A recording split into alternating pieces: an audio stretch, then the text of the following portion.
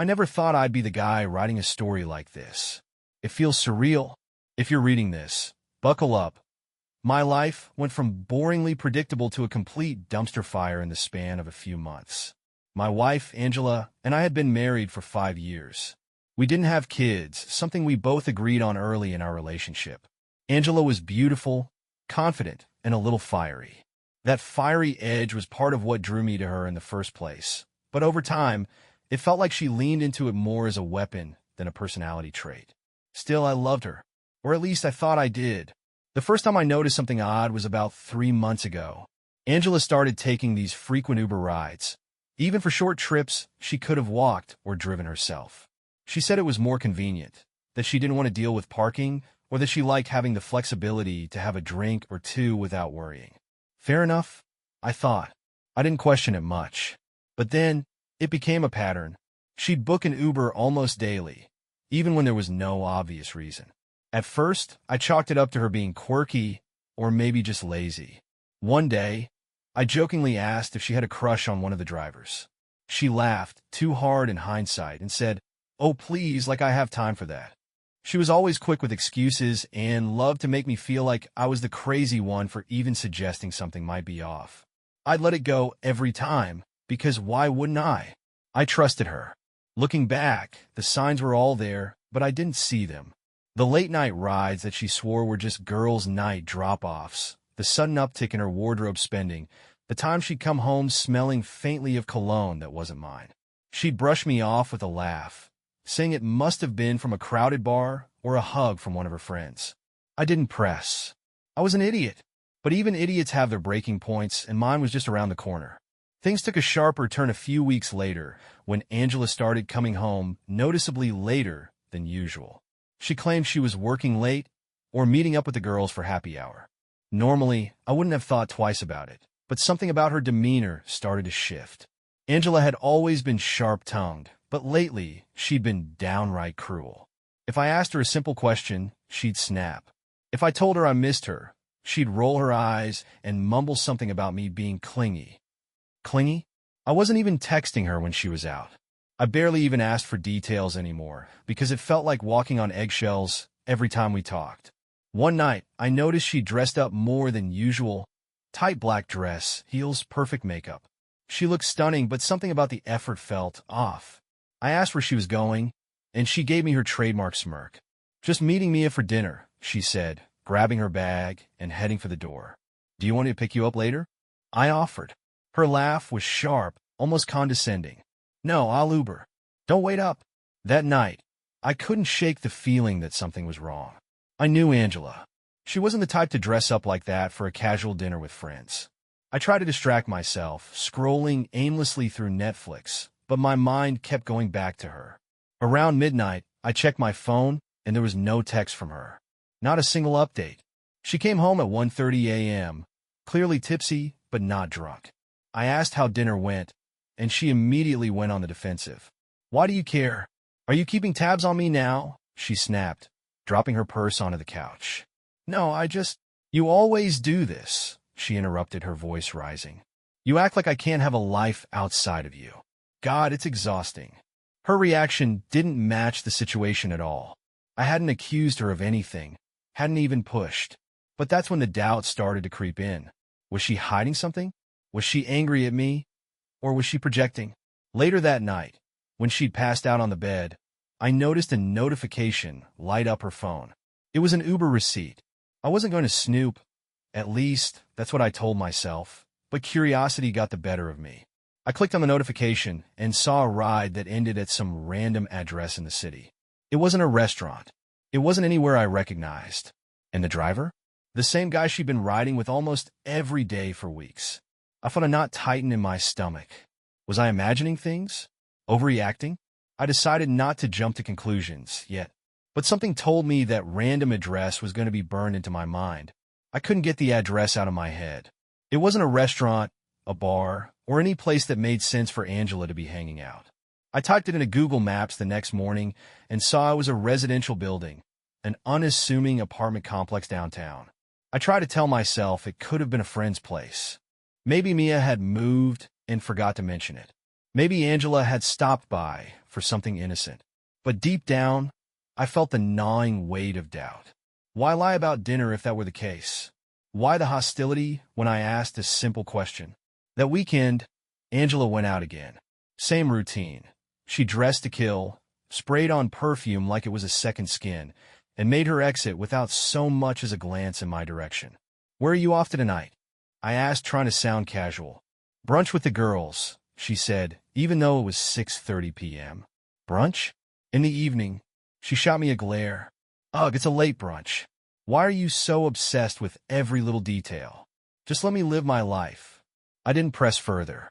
Instead, I decided to take matters into my own hands. I downloaded a second phone app to my tablet earlier in the week, and when Angela left, I synced it with her Uber account. I know it sounds invasive, but I was desperate for clarity. I had to know if I was going crazy. Her ride history appeared on the screen, and there it was, another trip to that same address downtown. Same driver, Eric. I stared at the screen, my blood boiling. Eric. I didn't know much about him, but from the profile photo, he was your average guy. Mid-30s, scruffy beard, casual smile. What the hell was he doing driving my wife to the same apartment over and over? That night, Angela came home late again, this time after 2 a.m.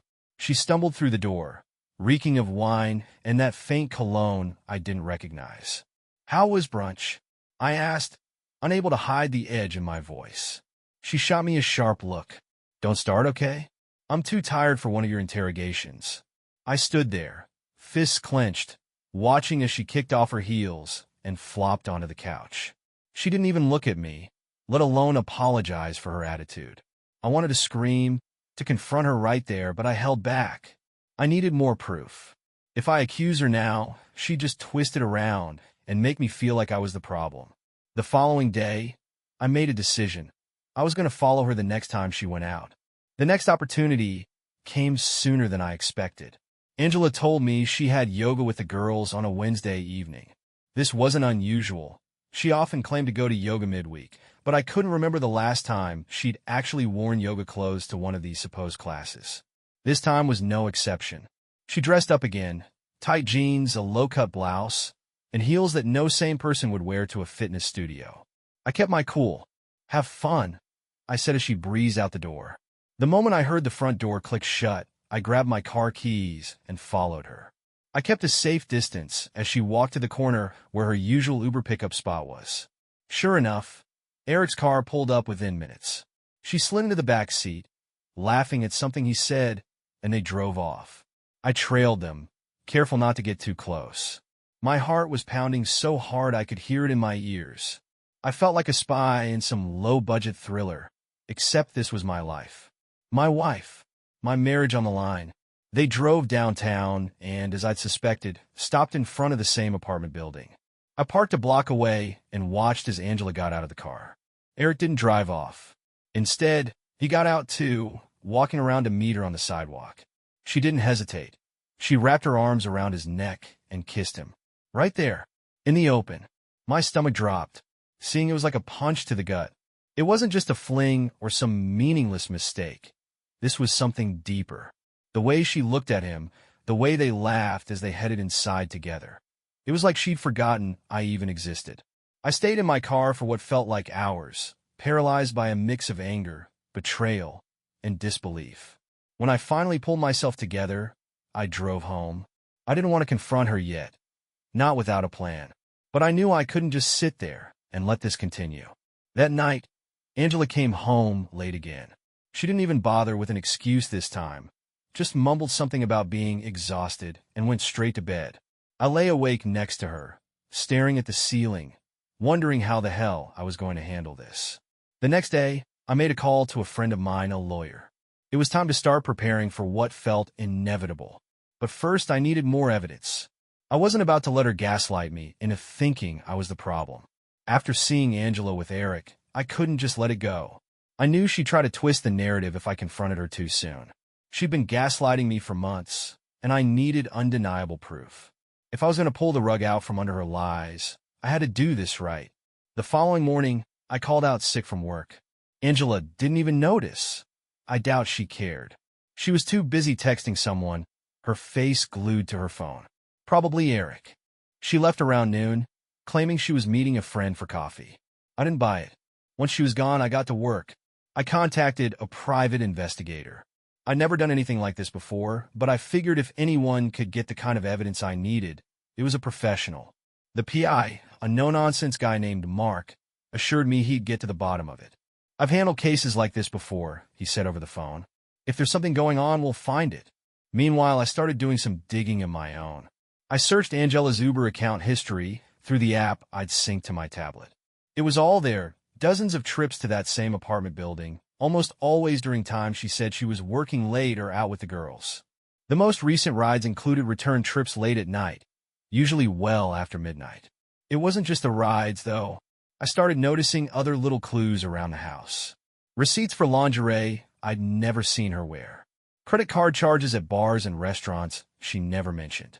She was sloppy, and the more I looked, the more it became clear she didn't care if I caught her.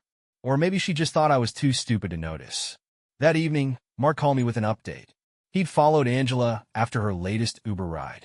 As expected, she'd gone straight to Eric's apartment. Mark had photos of her kissing Eric on the sidewalk, entering his building, and staying there for hours. He even had a shot of Eric touching her inappropriately right in the parking lot. "Do you want me to dig deeper?" Mark asked. "Yes," I said without hesitation. "I need everything. No room for doubt." Angela came home that night acting as if everything was fine. She smiled, kissed me on the cheek, like I hadn't just seen photos of her with another man. It was infuriating. I played along, though, pretending everything was normal. The next day, I got an email from Mark with a full report, including more photos and a summary of Angela's recent activities. It was worse than I thought. Not only had she been spending almost every evening at Eric's place, but they'd also been meeting up during the day, sometimes at hotels. I sat there, staring at the evidence, my chest tightening with anger and sadness. It was all real. The woman I'd loved, the woman I'd married, was living a double life. And I wasn't going to let her get away with it. By the time Angela left the house that Saturday evening, I was ready. I'd spent the whole day pacing, going over everything in my head. The photos, the lies, the cruel way she dismissed me every time I asked a question. I was done playing her fool. She claimed she was going out for drinks with Mia again, but I didn't even bother pretending to believe her this time. I knew exactly where she was going, and I planned to follow her. This time, I wasn't just going to watch from a distance. I was going to confront her. As soon as she left, I grabbed my car keys and followed her Uber. Just like clockwork, Eric was waiting for her at the usual spot. She got in, and they drove straight to his apartment building. I parked nearby and watched as they got out of the car, laughing and touching each other like they didn't have a care in the world. My heart pounded in my chest as I got out of the car. I was done waiting. I was done holding back. I approached the car, keeping to the shadows, and peeked inside. My stomach churned when I saw their things. Angela's purse in the passenger seat, Eric's jacket tossed in the back. I decided to wait. After about an hour, they returned. Angela was giggling like a teenager as Eric unlocked the car. They climbed into the back seat together, and what I saw next made my blood boil. They didn't even bother driving away. They started going at it right there in the back seat of his car. I couldn't stop myself. I stormed up to the car and yanked the door open. Angela screamed, scrambling to cover herself with her hands. Eric looked just as shocked, his face pale and frozen. "What the fuck is this?" I yelled, my voice shaking with fury. "Is this what you've been doing every night? Every time you said you were out with the girls?" Angela's face twisted from shock to rage in a split second. "What the hell are you doing here? Are you spying on me now? You're insane. Spying on you?" I barked out a bitter laugh. "Don't turn this on me. You're the one screwing your Uber driver in the back of his car, like some cheap." "Don't you dare call me that!" she shrieked, her voice hysterical. "You don't understand. You're always so boring, so predictable. Maybe if you'd been more exciting, I wouldn't have had to find someone who actually makes me feel alive." I couldn't believe the words coming out of her mouth. She wasn't apologetic. She wasn't even ashamed. She was trying to blame me for her disgusting behavior. Eric, meanwhile, was trying to pull on his pants, mumbling something about how he didn't want any trouble. I shot him a glare, so cold it probably froze him in place. This isn't about you. I spat at him before turning back to Angela. You're unbelievable. You've been lying to me for months, treating me like crap, and now this. Angela's face contorted with fury. Oh, grow up. Maybe if you weren't such a control freak, I wouldn't have to lie. You've been suffocating me for years. Her words cut deep, but they also solidified my resolve. I wasn't going to let her manipulate me anymore. I'm done, I said, my voice cold and firm. I'm filing for divorce. You can keep your little games and your Uber driver. I'm out. Her eyes widened for a moment, and I thought I saw a flicker of fear. But it was gone in an instant, replaced by more of her usual venom. Fine, she snapped. Go ahead. I don't need you anyway. I turned and walked away, my fists clenched, my heart pounding. It wasn't the ending I'd imagined for our marriage, but it was the one I needed. It was time to take back control of my life. The next few days were a blur. I couldn't even look at Angela when she came home. She barely acknowledged me anyway, spending her time texting Eric and making plans I wasn't part of. I was done. There was no turning back. My mind was made up, and I couldn't stand being in the same house with her any longer. I started the process of filing for divorce. I knew it was going to be a long and painful road, but I didn't care. I was beyond the point of caring what she thought or how she would manipulate the situation. She had betrayed me in every way possible, and I couldn't live in this lie anymore. The first night after the confrontation, Angela didn't come home. She stayed with Eric, of course. The audacity of her. The way she just walked out of my life as if we hadn't spent years together was astounding. I didn't bother asking her where she was. She'd made it perfectly clear that I wasn't important enough for any kind of explanation. I spent the night alone in our bed, feeling hollow and furious. A couple of days later, she came back, acting like nothing had happened. Can we talk? She asked as she walked through the door, wearing that same fake smile I'd seen a million times before. I just stared at her. About what? About us, she said, as if she were speaking to a child. I know you're upset, but I think we can work through this. I don't want this divorce. Please, let's just talk. She had no shame. The words she spoke were hollow, rehearsed. She still thought she could charm me back. But I wasn't falling for it. No, I said, voice steady. You don't get to apologize now. You don't get to play the victim. You've made your choice, Angela. And that choice is him. Her face twisted in anger. You're really going to do this, aren't you? You're going to throw away everything we built over one little mistake? You're so dramatic. One little mistake? I echoed, my voice rising. Are you seriously calling cheating on me over and over a little mistake? And how many times did you lie to my face? Angela, you weren't even sorry for what you did. She flinched at that, her eyes darting around the room as if she was trying to come up with something, anything, that would make this my fault. But I wasn't having it. I'm done, I said, turning away. I'm not talking about this anymore. The next few weeks were a haze of paperwork, legal meetings, and endless back-and-forth texts from Angela. She tried to play nice at first, offering to work things out or give it some time. But the more she contacted me, the more I realized how empty her words were. She didn't want me back. She wanted to avoid the consequences of what she had done. She tried to convince me she had feelings for me still. It was almost laughable. Her texts came in waves, sometimes apologetic, sometimes accusing me of being the one who was unreasonable, and other times trying to guilt-trip me by saying how she'd been mistreated by me over the years. You never gave me enough attention. You were always so wrapped up in your job and your routine, she'd write. I deserve more than this. I was so unhappy. I didn't mean for it to happen. But I needed someone, and Eric made me feel special. You didn't. I couldn't help but laugh bitterly at the absurdity of it all. She had no self-awareness, no shame, and she was still playing the victim. I was the one who'd been betrayed. I was the one who had been living in the dark while she lied and screwed around behind my back. One morning, I woke up to a voicemail. It was from her, Angela, sounding completely unhinged. You're really going to ruin everything, aren't you? You've turned this into some big dramatic mess. If you file for divorce, I swear I'll make your life a living hell. You'll regret this, you'll see. No one will want you when I'm done. I listened to the message, my stomach turning, but I didn't feel the anger I used to. It was more like pity now, pity for the person she'd become.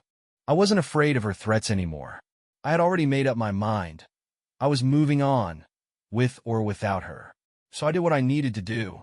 I filed the papers. The divorce was underway, and there was no turning back. But I was ready. I was ready to start rebuilding my life, free from her lies and manipulations. The worst part was over. Now it was just about picking up the pieces. It had been a couple of weeks since I'd filed for divorce. Angela didn't take it well, as expected. She threw tantrums, sent endless texts, and even tried showing up at my work unannounced. But I didn't respond. I'd finally come to the conclusion that this wasn't the woman I'd married. The woman I'd loved was gone, replaced by someone who only cared about herself, her convenience, and her desires. I thought I had reached the final stages of this nightmare, but then came the bombshell. One evening, I received an unexpected knock at the door. I was sitting on the couch, watching a movie, when I got up to answer it. Standing there was Angela, but she wasn't alone. Eric. I couldn't even process what I was seeing at first. They both stood there like they were on some twisted date night. Angela was wearing a tight red dress, her hair perfectly done, a look of forced calm on her face. Eric, on the other hand, seemed uncomfortable. His nervous smile did nothing to ease the tension that was practically radiating off both of them. "What the hell is this?" I asked, my voice cold and flat. Angela smirked, crossing her arms. "We need to talk." I looked between them, disbelief mixing with disgust. "Talk? What exactly could we possibly have to talk about?" "I'm done. You both made your choices." Eric shifted uncomfortably, clearly not sure how to play his part in this mess. But Angela wasn't having it. "You're not even going to give me a chance to explain?" she asked, her voice rising with fake indignation. "We're here because I want to talk to you. Not because I owe you anything, but because I think we can work this out. You don't understand, okay? I'm in love with him." Her words stung more than I'd ever imagined. But they also solidified the fact that this was no longer about saving the relationship. It was about her not wanting to lose the comfort of what I provided. She wanted to have her cake and eat it too. "I don't need an explanation, Angela," I said, my voice steady despite the rage bubbling underneath. "You've already shown me who you are. You've lied, you've cheated, and now you've come here with him like some twisted power play. You think I'm going to beg you to come back? You think I'll fight for you after everything?" She laughed, but there was no humor in it. "You don't get it, do you? You've been controlling, boring. I needed excitement. I needed passion. And Eric gave me that. You were just a comfortable habit, someone who made me feel safe, but never made me feel alive." I was shaking with anger now. How dare she speak to me like this? Like everything we'd built, everything I'd sacrificed for her, meant nothing? "I'm so glad you feel that way," I said, voice dripping with sarcasm. "Because now you get to go live that passion with him. Have a nice life, Angela." The finality of those words hit harder than I anticipated. I didn't expect her to back down, but I was ready for her to keep pushing. But surprisingly, she didn't argue. Instead, she turned and gave me one last look, a mixture of resentment and bitterness. "Fine," she said, voice low, "but don't think you've won. I'll make sure everyone knows your side of things. You look like the bad guy. You'll see. I'm not just walking away quietly." With that, she stormed off, pulling Eric with her. I stood there for a few moments, stunned by the entire encounter. It was over. There was nothing more to say. As the door slammed behind them, I felt an overwhelming sense of relief wash over me. It was the end of one chapter and the beginning of another. For so long, I'd been living in a fog of confusion, hurt, and betrayal. But now, there was clarity. I'd fought for my marriage, I'd fought for her, and in the end I came out stronger. Angela had made her choice, and I had to make mine. I wasn't going to let her or anyone else dictate my future anymore. So I closed the door behind me, and for the first time in months, I breathed deeply, feeling like I had just stepped into freedom. The days after the confrontation with Angela were a whirlwind of emotions, some good, some bad. But I knew deep down that I had made the right decision. I felt like I had been holding my breath for so long, and now I could finally exhale. Angela was gone from my life, And as much as it hurt, I knew it was for the best. I started spending more time with my friends, people who had always been there for me. It felt good to get out of the house, to stop thinking about Angela and her betrayal. They'd all known something was off for a while, and they were supportive, but they didn't push. They let me take the lead in terms of how I wanted to handle things. One night, a friend invited me to a small gathering. Nothing fancy, just a group of people hanging out at a bar. I hadn't been out in so long, actually socializing instead of just working or moping, that I wasn't sure what to expect. But when I walked in, I was greeted by smiles, laughter, and an energy I hadn't felt in months. The pressure of the divorce, the weight of my failing marriage, seemed to melt away for a while. I met a few new people that night, one of whom was a woman named Claire. She was smart, funny, and easy to talk to. We hit it off immediately. She listened when I talked about the mess of my divorce. No judgment, no unsolicited advice, just understanding. I wasn't looking for anything at the time, but it felt nice to connect with someone on that level again. Over the next few weeks, Claire and I started seeing more of each other. It wasn't anything serious, but I found myself laughing more, opening up again, and realizing how much I'd been missing that part of me. The part of me that had been drowned out by Angela's lies and manipulation. But despite the new connections and the people who had my back, there were still moments where I was hit with waves of anger and sadness. I still had to deal with the fallout of the divorce. Angela's threats hadn't stopped either.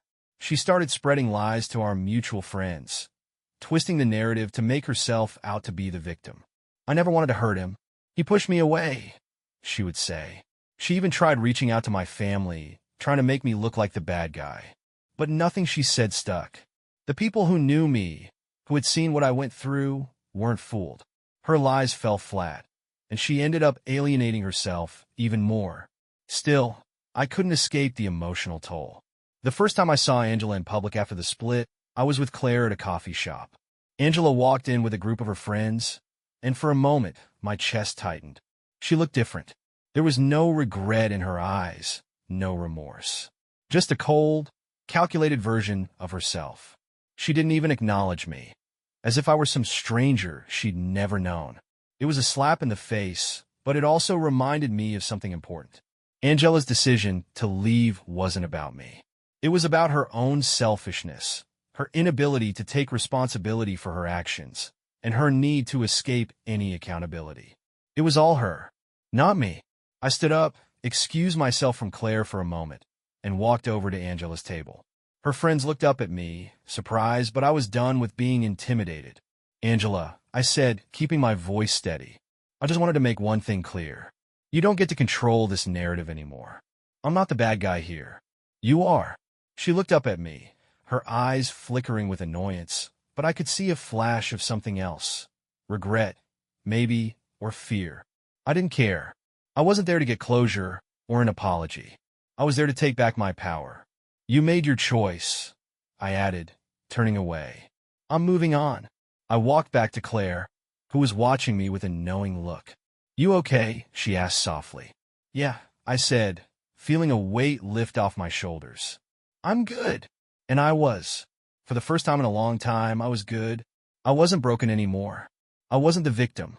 Angela's lies, her betrayals, and her manipulations didn't define me. I was moving forward, starting fresh.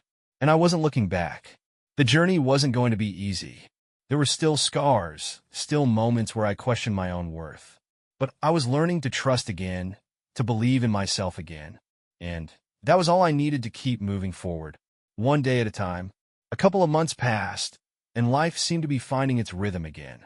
I was fully immersed in the divorce process, getting all the paperwork sorted out and slowly, but surely getting used to my new routine. I spent more time with friends, focusing on my career, and even took a short trip to clear my mind. I started to feel like myself again, like the old version of me, the one who didn't feel trapped by lies and deceit. It wasn't easy, but I was moving forward. Then one evening, everything was turned upside down. I was sitting at home, working on some emails, when my phone buzzed. It was a message from a number I didn't recognize. At first, I thought it was just spam or some sales pitch, but then I saw the name attached to it. Angela. My heart sank. "Hey, we need to talk." It's important.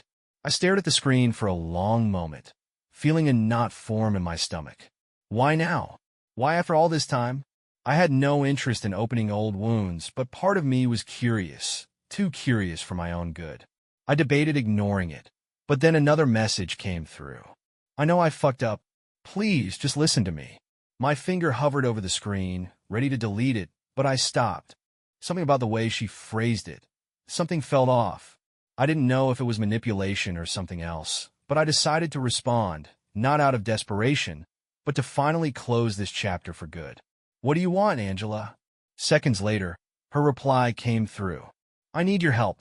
I'm in trouble. Please. I can't talk about it here, but I'm in a bad situation. Can we meet? My heart raced. Was this another one of her games? Was she still trying to get something from me? I'd been through too much to just fall for her tricks again, but something about her words gnawed at me.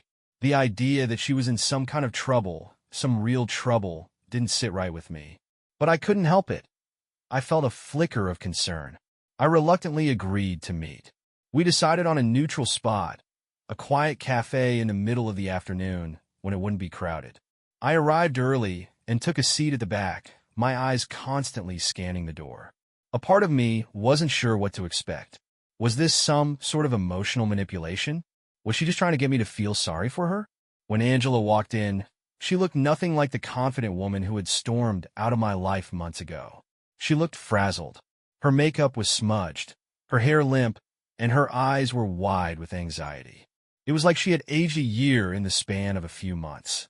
As soon as she saw me, she came straight to the table, sitting down quickly. I wasn't sure if you'd show up, she muttered, her voice shaky. I didn't want to bother you, but I didn't know who else to turn to. I could tell right away this wasn't a typical Angela move. There was a vulnerability to her that I hadn't seen in years. It felt strange, too strange. My instinct was to shut it down, to walk away, but I stayed seated. I needed to know what this was all about. Okay, what's going on? I asked, trying to keep my tone neutral. She took a deep breath, her hands trembling slightly as she folded them on the table. I've made so many mistakes, I know that. But this isn't about us. I'm in trouble, serious trouble. Angela, I said, cutting her off. If this is some kind of pity party or manipulation, I don't have time for it. I'm done with your games. No, she snapped, her eyes wide. No, it's not like that. I've been involved with some people I shouldn't have gotten involved with. Things have gotten really out of hand. The words hung in the air, and I couldn't help but lean forward slightly. This was new. I'd never seen Angela act this way before, and it wasn't making sense. What kind of people? I asked, my voice more cautious now. What's really going on?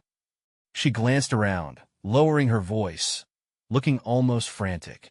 I owe money to some people, okay? Some very dangerous people. They've threatened me. I didn't think it would get this bad, but now they're after me. They want me to pay back what I owe, and they won't stop until I do. The room felt like it was closing in on me as she spoke. I couldn't believe what I was hearing. Angela, my Angela, had gotten herself involved in something like this? Why are you telling me this?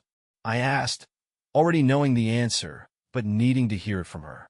I don't know who else to ask, she whispered, almost pleading. I know I don't deserve it, but I need help. You're the only one I trust left. There was a moment of silence between us, and in that silence, I realized something. I didn't feel sorry for her. I didn't feel pity. I felt nothing.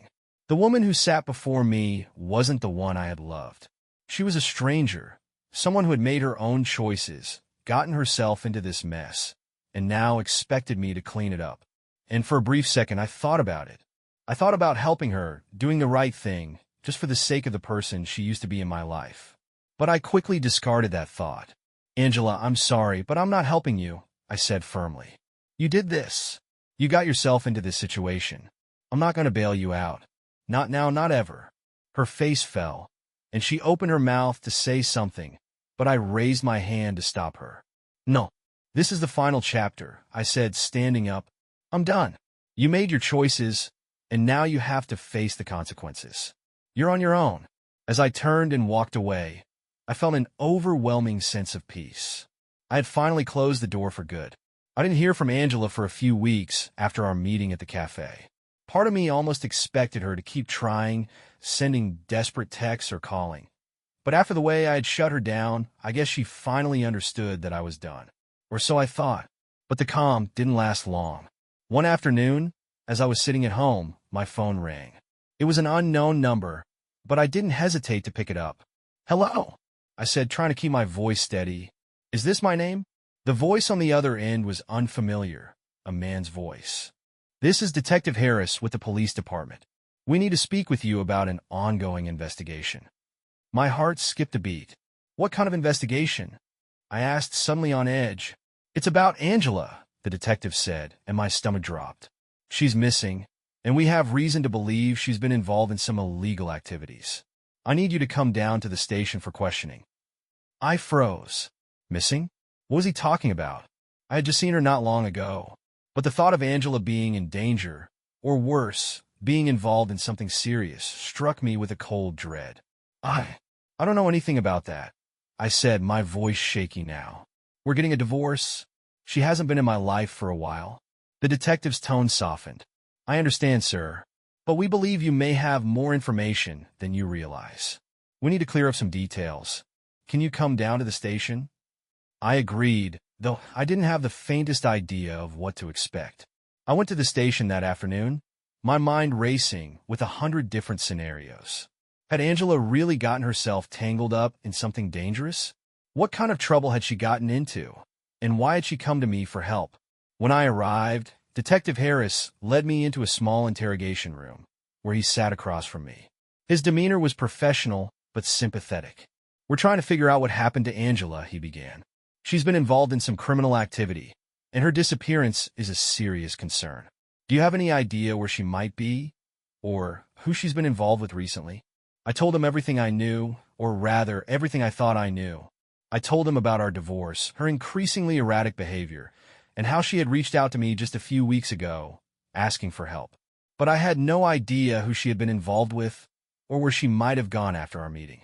As the conversation went on, the detective explained that Angela had become increasingly entangled with some shady characters.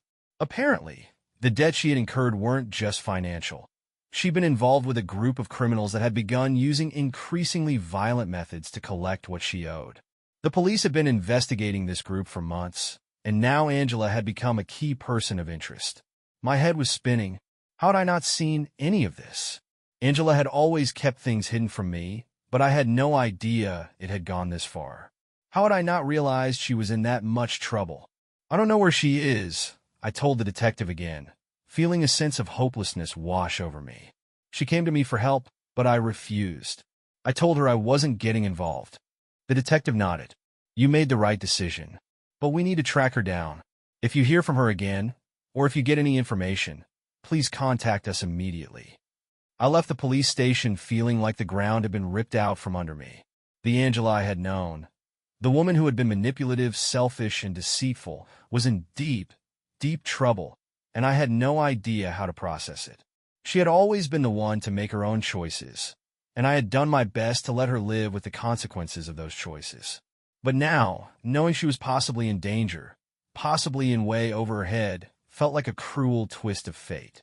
The next few days were filled with phone calls, news reports, and more calls from the police asking for any leads. Angela had gone underground, and there were no traces of her anywhere. It was like she had vanished off the face of the earth. I couldn't stop thinking about her, though. I didn't want to care. I told myself over and over that she had brought this on herself, that I had done the right thing by cutting her off. But I couldn't help feeling a sickening sense of guilt. Had I made the right call? Should I have tried harder to help her? I didn't know what the right answer was. What I did know was that this wasn't my fight anymore.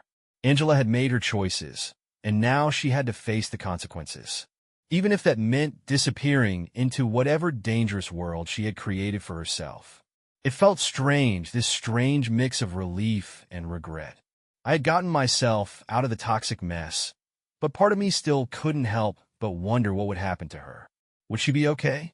Would she make it out alive?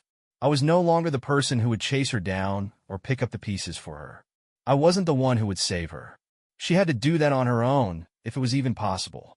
But for the first time in a long time, I felt a flicker of peace. I could finally move on with my life. I didn't need to look back because Angela's chapter was over. And now it was time for me to write my own. It had been a few weeks since I had last heard anything about Angela. The police had informed me that they were still searching for her, but there had been no developments. My life had continued, albeit with a gnawing sense of uncertainty.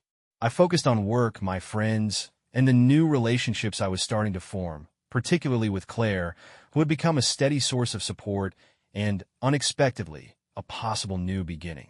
But life always has a way of throwing curveballs when you least expect them. It was a rainy Thursday evening when my phone rang. I was sitting on my couch, watching TV, trying to distract myself after a long day at work.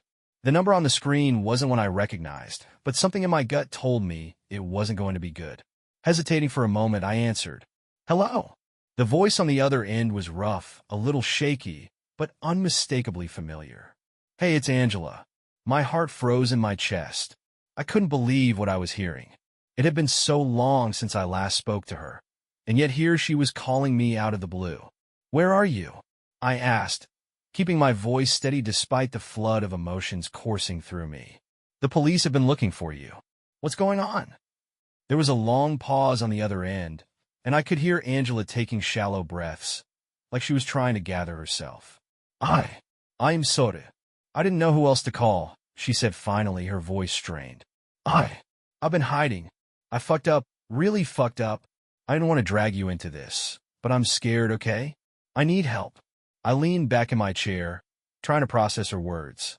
Everything in me screamed that I should hang up, that I shouldn't get dragged into whatever mess she had created.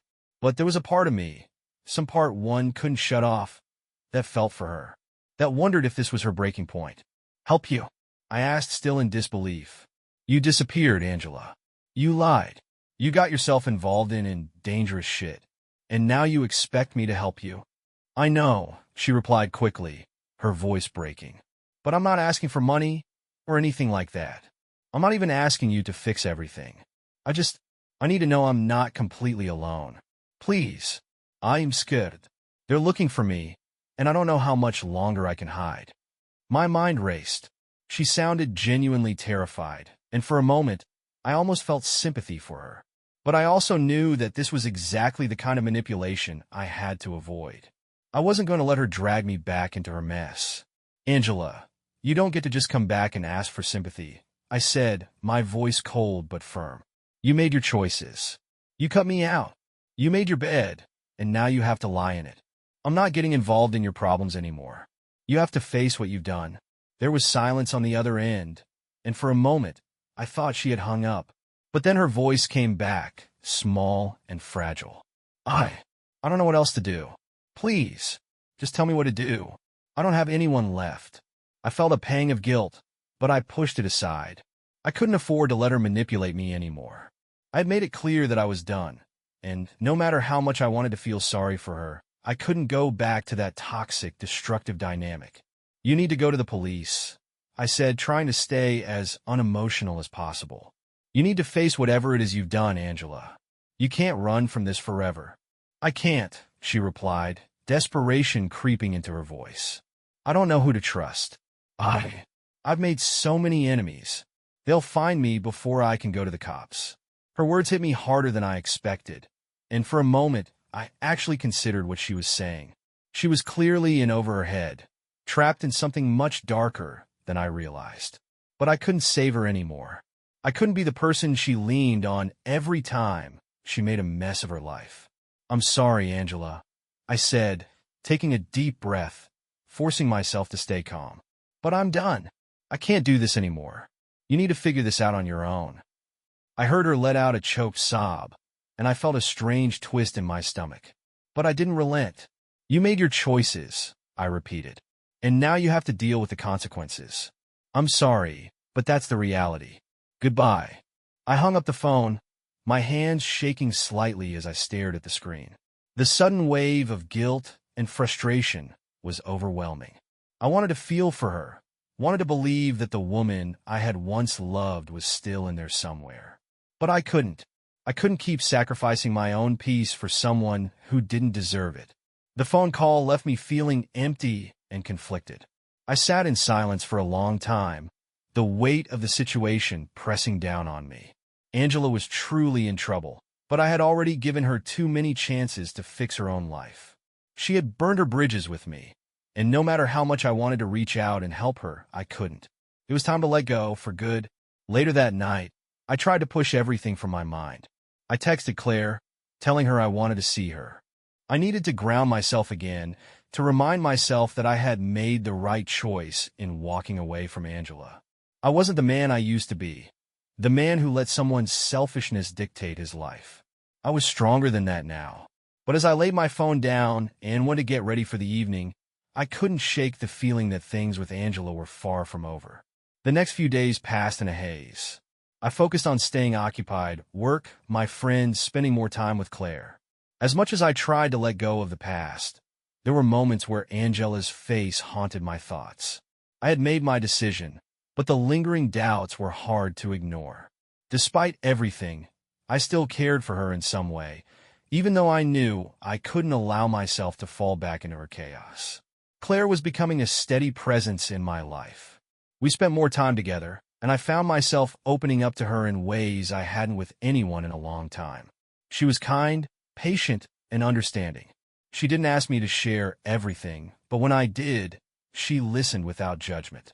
For the first time in a while, I felt like I was moving on, even if the process was slow. It was a Saturday evening when everything changed again. I had just finished dinner with Claire at a cozy little bistro downtown. The weather had cleared up, and we decided to take a walk along the river to stretch out the evening.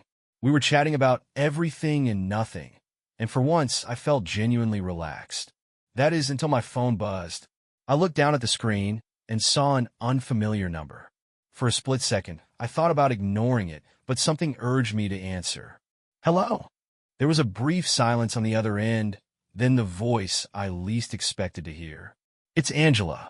My stomach dropped. I quickly glanced at Claire, who was walking a few paces ahead, her back turned to me. I stepped away from the path, trying to distance myself from the conversation. What do you want? I said, trying to sound calm, but I could feel the tension creeping up my spine. I told you I'm done. I can't keep doing this. I know. Angela's voice was soft, almost pleading. But please just hear me out. It's important. Please. I closed my eyes and took a deep breath. I was so close to finally moving on, so close to leaving all of this behind me. Angela, I don't owe you anything, I said, my voice harder now. You've had your chances. You made your choices, and now you have to deal with them. She was silent for a moment. Then she spoke again, her voice shaking. I don't have anyone else. I'm in real trouble. I'm scared. They're looking for me. They've found me. Please, I need you to come meet me. Just once. I swear, this is the last time I'll ever ask. I stood there listening to her words. It was the same pattern again. Her desperation, her fear, the same manipulation that I had fallen for before. Part of me felt for her, but another part of me was tired. Tired of the games, tired of the lies, tired of being the one to clean up her mess. Where are you? I asked, against my better judgment. I'll send you the address. Just please hurry, Angela said, her voice urgent now. I ended the call without another word, staring at my phone. For a brief moment, I considered telling Claire where I was going. But I didn't. I couldn't. I didn't want her to think I was still stuck in the mess with Angela. I didn't want Claire to see me as weak or indecisive. So, I made the decision to go alone. The address Angela sent me led me to an old, run-down apartment building on the edge of the city, an area I had never seen before. It felt wrong. Everything about this felt wrong, but I couldn't ignore the nagging feeling in my gut that something was going on, something beyond just her asking for help. When I arrived at the building, I parked a few blocks away and walked the rest of the way, trying to keep a low profile. The street was quiet, and the area seemed eerily deserted, like it had been forgotten by everyone. I checked the address one more time on my phone and then entered the building. It was dimly lit, with peeling paint on the walls and an unpleasant smell in the air. I climbed up the stairs to the second floor, my footsteps echoing in the stillness. I knocked on the door Angela had given me, but there was no answer. I waited for what felt like an eternity, but nothing happened. Just as I turned to leave, I heard the sound of a door opening behind me.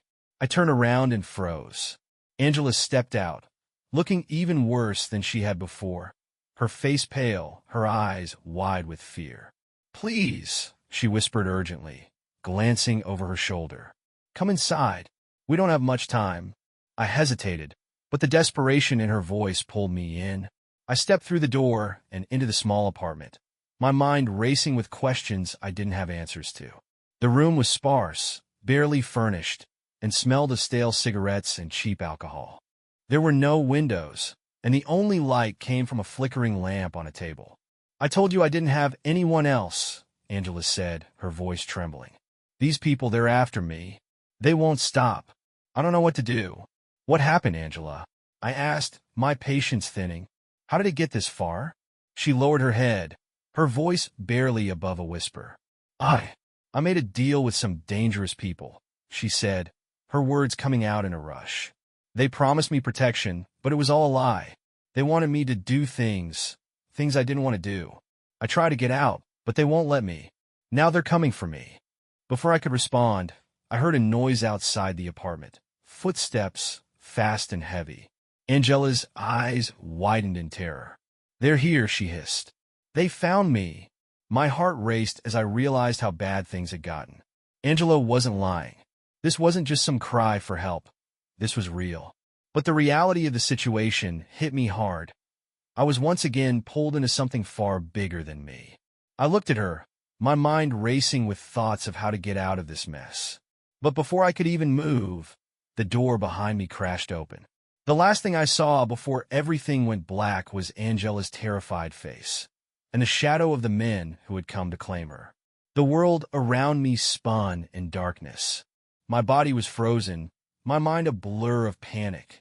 The men who had barged into the apartment moved quickly, and I felt the pressure of their presence before I even saw them clearly. Their heavy boots stomped on the cracked floor, their voices low but demanding. "Where is she?" one of them growled, his tone menacing. I had barely registered what was happening before I was yanked backward by the arm. The next thing I knew, I was slammed into the wall, hard enough to rattle my teeth. My head spun, and I gasped for air, struggling to clear the dizziness. My chest tightened as the adrenaline surged through me. Angela's voice trembled from behind me. "Please, just let him go. He has nothing to do with this," she pleaded, but there was no sympathy in their eyes. "Shut up," another voice barked. One of the men turned to Angela, and I saw her flinch at the tone. "This is your mess, sweetheart. You wanted to play games, now deal with the consequences." I struggled to find my footing, trying to assess the situation. These men weren't playing around.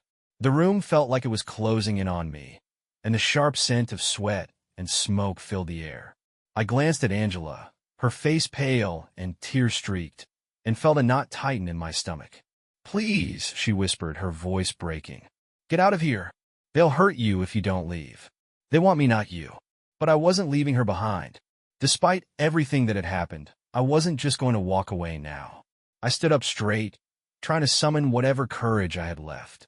"I'm not leaving," I said, my voice more confident than I felt.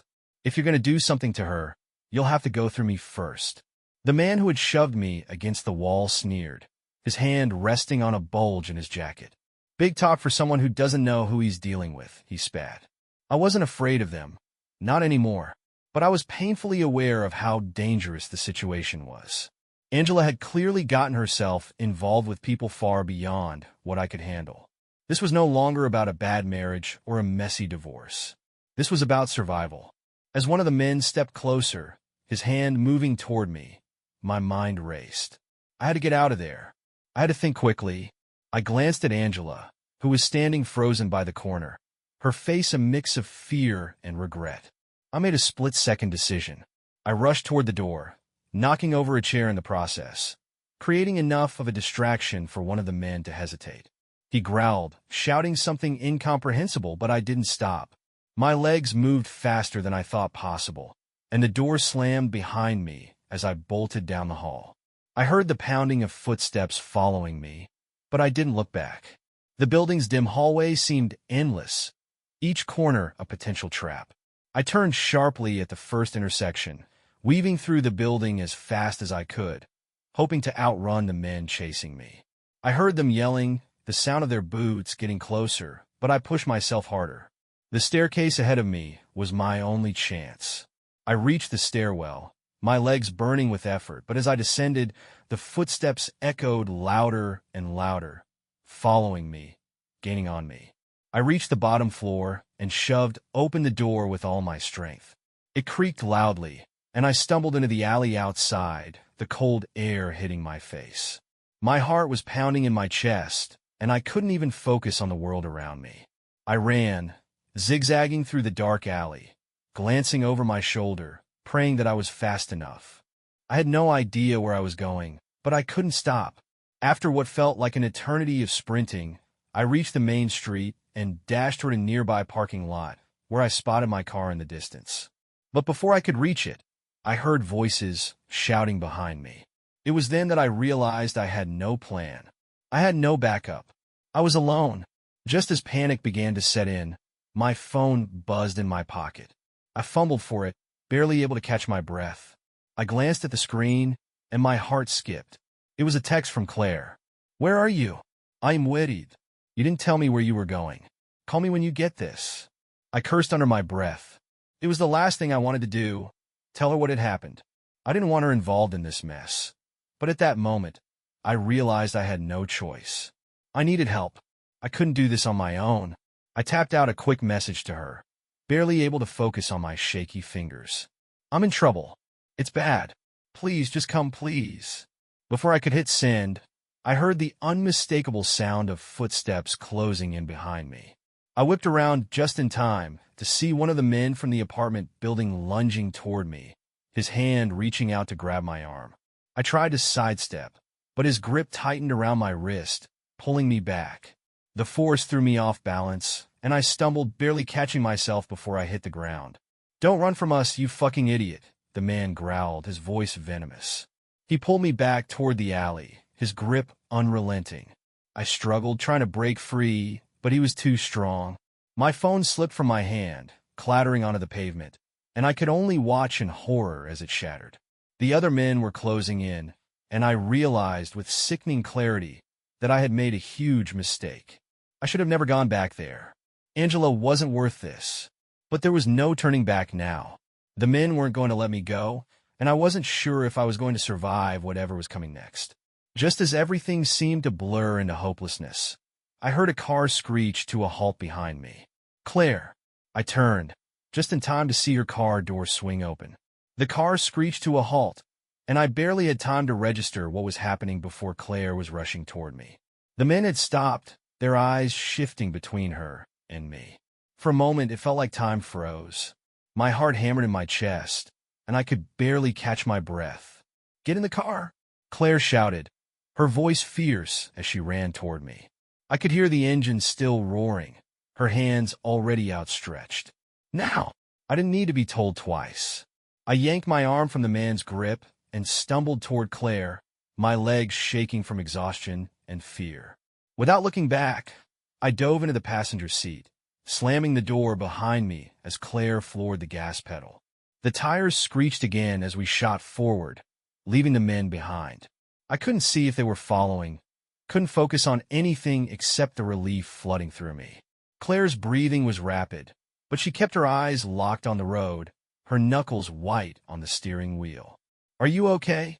she asked, her voice quieter now, but still filled with concern.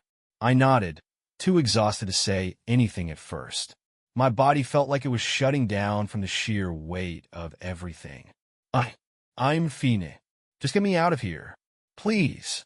As Claire turned the corner, leaving the alley and the danger behind, I let out a breath I didn't realize I was holding. The adrenaline was starting to wear off, and the exhaustion from everything that had happened hit me hard. I was shaken to my core. Angela's mess, the danger, the fear. It was all a blur now, but I knew I couldn't go back to it. I looked at Claire, my chest tightening again, but this time not from fear. It was gratitude.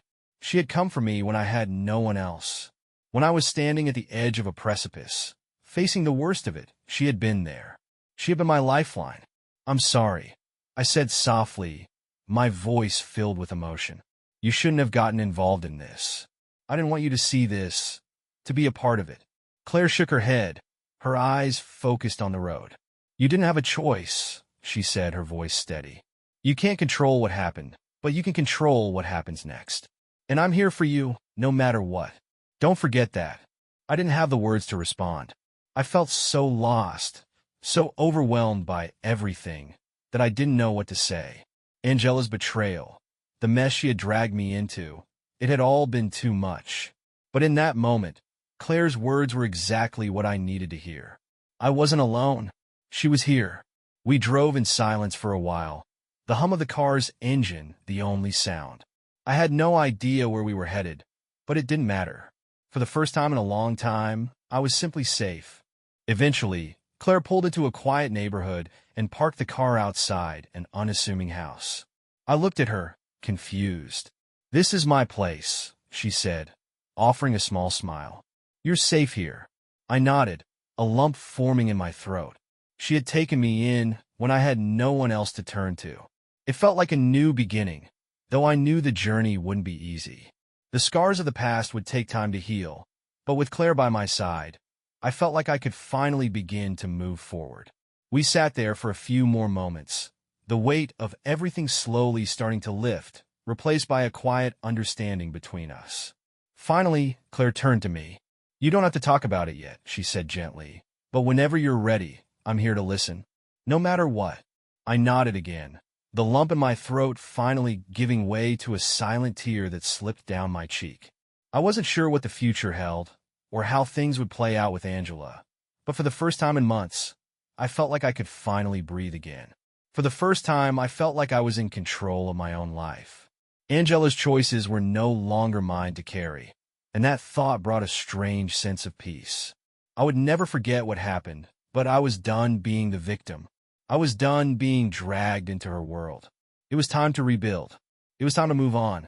And this time, I wasn't going to let anyone steal my future from me. Not anymore.